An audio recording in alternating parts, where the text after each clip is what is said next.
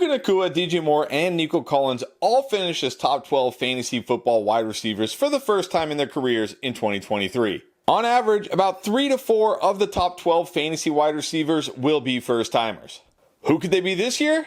Let's find out. Start with Garrett Wilson. This guy was poised for a breakout year 2 last year, and then Aaron Rodgers snapped his Achilles on the 4th snap of the season. But even despite that, he still went over 1,000 yards, even though he had to play with Zach Wilson, Trevor Siemian, Tim Boyle. I don't even remember all the quarterbacks he had to play with. It was terrible.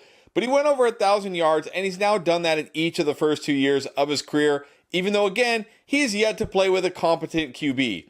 We gotta hope and bank on the fact that Aaron Rodgers can be back healthy and stay healthy all year. And if he is, Garrett Wilson is primed for a huge year because this is a guy that is a talented wide receiver. He just needs a quarterback who isn't scared to actually throw to the wide receiver position rather than check it down to the running backs over and over all game long. Not to mention, there is no clear-cut number 2 here. It is Garrett Wilson number 1, Garrett Wilson number 2, Garrett Wilson number 3. He's going to be a target monster with a hopefully healthy Aaron Rodgers. He is poised for a huge year 3 and to finally enter the top 12 fantasy wide receivers. And I think we're going to finally see Chris Olave enter the top 12 wide receivers as well. It was a slow start to the season last year with Derek Carr, but they got it going down the stretch. It looked like they got on the same page. And even though it felt like Chris Olave didn't have a big year 2, he was better in every category in year 2 than year 1. Had more receptions, more yards, more touchdowns. He's also going over 1,000 yards each of the first 2 years of his career. And like I said, it looked like the connection with him and Derek Carr got better as the season went on, as Derek Carr's shoulder got healthier. And kind of like Garrett Wilson, who is the number 2 here? I mean, Rashid Shaheed, okay, whatever. A.T. Perry, Alvin Kamara, is he the number 2? Jawan Johnson, there is no clear number 2 here. Chris Olave, a stud wide receiver, an absolute target monster.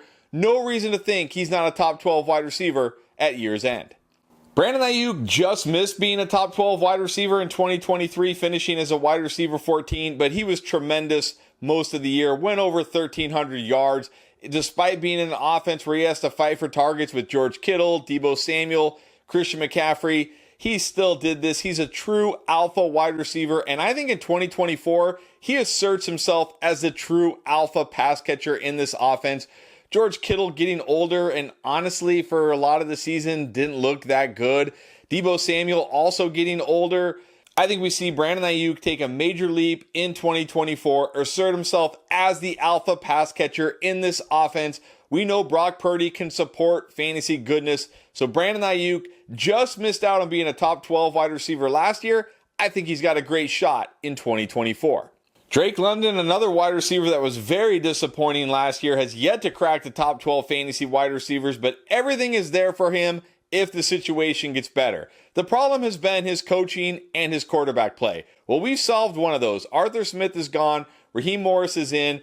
A new OC, Zach Taylor, already talking about how he can't wait to use these guys. Bijan Robinson, Kyle Pitts, Drake London.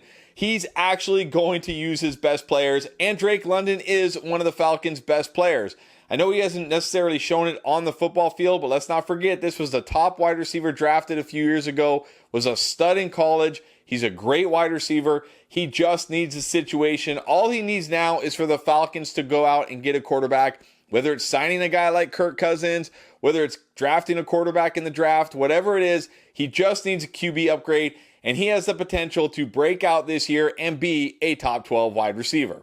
Another guy with a great chance to break out and be a top 12 wide receiver is second-year player Zay Flowers in Baltimore. Had kind of a interesting start to the season. I guess we should say he started his career like a rookie, had some nice games, had some down games, but man, did he finish strong over the last few. Including the postseason, he went over 20 PPR points in 5 of the last 7 games.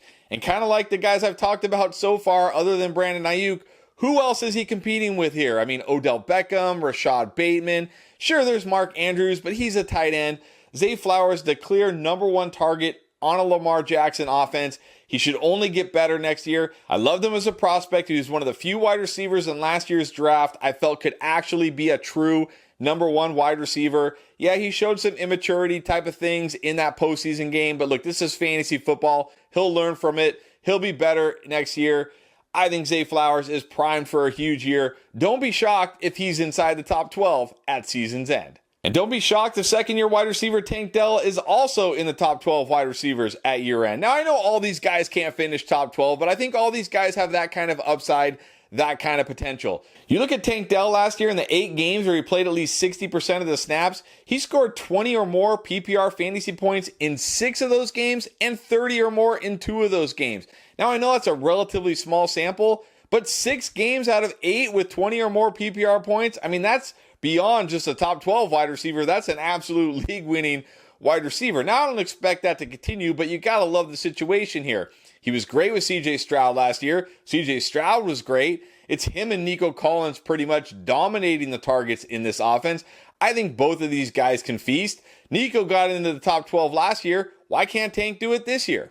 And like Puka Nacua last year, why can't Marvin Harrison Jr. be a top 12 wide receiver this year as a rookie? I know it's hard for rookies. You know, they don't always come through the way we expect. Kind of like Bijan Robinson last year. Sure, he was good, but he didn't quite smash the way we hoped. But Marvin Harrison Jr. is a generational talent at wide receiver in the mold of Justin Jefferson, Jamar Chase, other guys that have done it. Why can't he, especially if he goes to the Arizona Cardinals with Kyler Murray, the way he's being mocked in all the mock drafts? They've got the Cardinals taking Marvin Harrison at 4, which means he goes into an offense where he has an established elite quarterback already throwing him the football. So you don't have to worry about playing with, Bryce Young or some rookie quarterback who we don't know what we're going to get. We know what we're going to get from Kyler Murray. It's going to be good. And if he gets Marvin Harrison Jr., that's good for both of them. Marvin Harrison Jr., like Puka last year, definitely has a shot to be a top 12 wide receiver as a rookie in 2024.